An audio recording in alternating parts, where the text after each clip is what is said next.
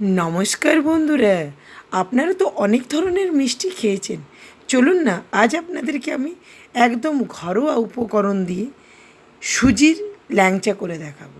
ল্যাংচা তো অনেকে দুধ দিয়ে বা ময়দা দিয়ে বা ছানা দিয়ে অনেক পদ্ধতিতে করেছেন। এইভাবে একবার সুজি দিয়ে বানিয়ে দেখুন না, ল্যাংচাটা কীরকম হয় আমাকে অবশ্যই একটা কমেন্ট করে জানাবেন। আমি আপনাদেরকে দেখিয়ে দিচ্ছি ল্যাংচাটা আমার কীরকম হয়েছে। দেখুন ল্যাংচাটা কত সুন্দর সফট হয়েছে। এটা দেখে কেউ বলতে পারবে না এই ল্যাংচাটা বাড়ির তৈরি না কেনা। চলুন রেসিপিটা শুরু করা যাক। তার জন্য একটা কড়াই নিয়েছি। কড়াইয়ের মধ্যে 1 বাটি সুজি দিয়ে দেবো। এই সুজিটা খুব পাতলাও নয়, খুব মোটাও নয়। চেষ্টা করবেন একটু পাতলা সুজিটা নিলে, তাহলে কি এই ল্যাংচাগুলো ভালো হবে। এখানে আমি ওজনে মেপে বললাম, এটা হচ্ছে 200 গ্রাম সুজি আছে। আমি সুজিটা শুকনো কড়াইয়ের মধ্যে নাড়াচাড়া করে নেব 5 থেকে 7 মিনিটের মতন। তারপর এখানে একটু একটু দুধ দিয়ে আমি সুজির ডোটা তৈরি করব। এখানে যেহেতু 1 বাটি সুজি আছে, এখানে আমি টোটাল 2 বাটি দুধ দেব। আপনাদেরকে বলে দিই, যখন এই দুধটা দেবেন গ্যাসটা একটু অফ করে দেবেন, তাহলে কি হবে সুজিটা ডেলা পাকবে না। নইলে অনেক সময় কি হয়, সুজিটা ডেলা পেকে যায়। সুজিটা ডেলা পেকে গেলে কি হবে, যখন আপনারা মিষ্টিটা তেলে ভাজবেন তখন কি হবে, মিষ্টিটা ফেটে যেতে পারে। সেই জন্য গ্যাসটা অফ করে আমি দুধটা দিয়ে ভালো করে নাড়াচাড়া করার পর গ্যাসটা চালিয়ে দিলাম। গ্যাসটা চালানোর পর 5 থেকে 7 মিনিট ভালো করে নাড়াচাড়া করে আমি সুজির ডোটা তৈরি করে নিয়েছিলাম। সুজির ডোটা একটা থালার মধ্যে ঢেলে নিয়েছি। এরপর আপনাদেরকে চিনির রসটা করে দেখিয়ে দিই। এখানে 1 বাটি চিনি নিয়েছি আর 1 বাটি জল নেব। ভালো করে নাড়াচাড়া করে আমি চিনিটা 5 থেকে 7 মিনিট ফোটাবার পর আপনাদেরকে দেখা, যখন চিনির রসটা একটু ঘন হয়ে আসবে তখন গ্যাসটা অফ করতে হবে। এটা কোনো তার হবে না। 1 বাটি চিনিতে 1 বাটি জল লাগবে, আর খুব বেশি চিনির রসটা পাতলাও হবে না। দেখুন চিনির রসটা এইরকম একটু চ্যাটচ্যাটে হবে, তখনই গ্যাসটা অফ করে দেবেন। চিনির রসটা একটু ঠান্ডা করে নেব। আমি এখানে কোনো এলাচ বা তেজপাতা ব্যবহার করিনি। আপনারা যদি চান এখানে এলাচ বা তেজপাতা আপনাদের যেটা পছন্দ আপনারা সেটা দিতে পারেন। এই দিকে দেখুন সুজির ডোটা তৈরি করেছিলাম সেইটা ঠান্ডা হয়ে গেছে। এরপর হাতের মধ্যে আমি 1 চামচের মতন ঘি নিয়ে নিয়েছিলাম। ঘিটা ভালো করে সুজির ডোটা দিয়ে মেখে নেব। যখন দেখবেন সুজির ডোটা একটু ঠান্ডা হয়েছে তখনই মাখার চেষ্টা করবেন। খুব বেশি ঠান্ডা হলে এটা মাখতে একটু অসুবিধা হবে। আর এখানে আমি 1 চামচের মতন ময়দা দিয়ে দিলাম। ময়দা দেওয়ার কারণ হচ্ছে সুজির ডোটা ভালো করে বাইন্ডিং হবে। আর সুজির যখন আমি ল্যাংচাগুলো তৈরি করব তখন তেলে দিলে ফাটবে না, সেই জন্য আমি 1 চামচের মতন ময়দা দিলাম। এরপর সুজির ডো থেকে আমি লেচি কেটে নিলাম।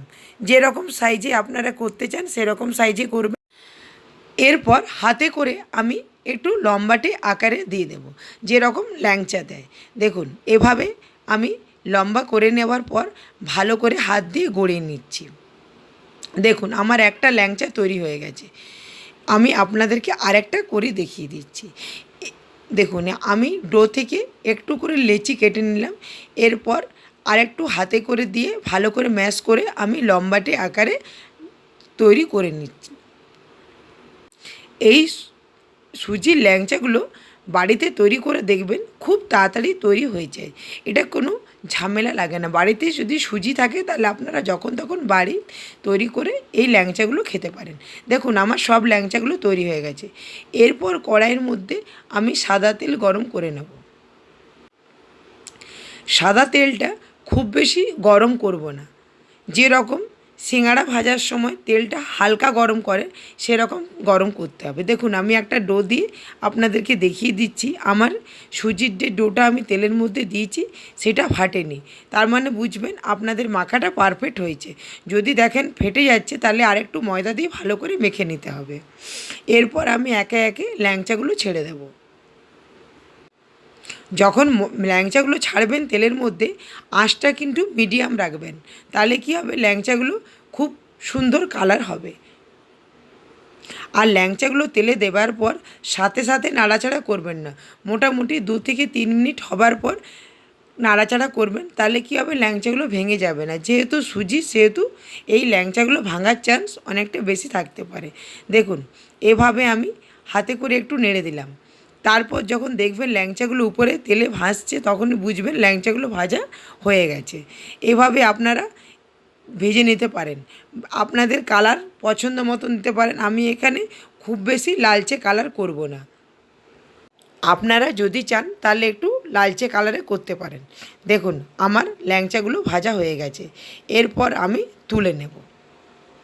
আর ল্যাংচা ভাজার সময় একটা জিনিস লক্ষ্য রাখবেন, এটা খুব বেশি নাড়াচাড়া করবেন না, আর একটু টাইম সাপেক্ষ ধরে ল্যাংচাগুলো তেলের মধ্যে ভেজে নেবেন। তাহলে কি হবে, ল্যাংচাগুলো পারফেক্ট ভাজা হবে। দেখুন ল্যাংচাগুলো আমার ভাজা হয়ে গেছে, এরপর তুলে নিলাম। তুলে নিয়ে আমি একটা প্লেটের মধ্যে রেখে দেব ঠান্ডা হবার জন্য। সাথে সাথে চিনির রসে ল্যাংচা দেবেন না, দিলে কি হবে, ল্যাংচাগুলো ভেঙে যেতে পারে।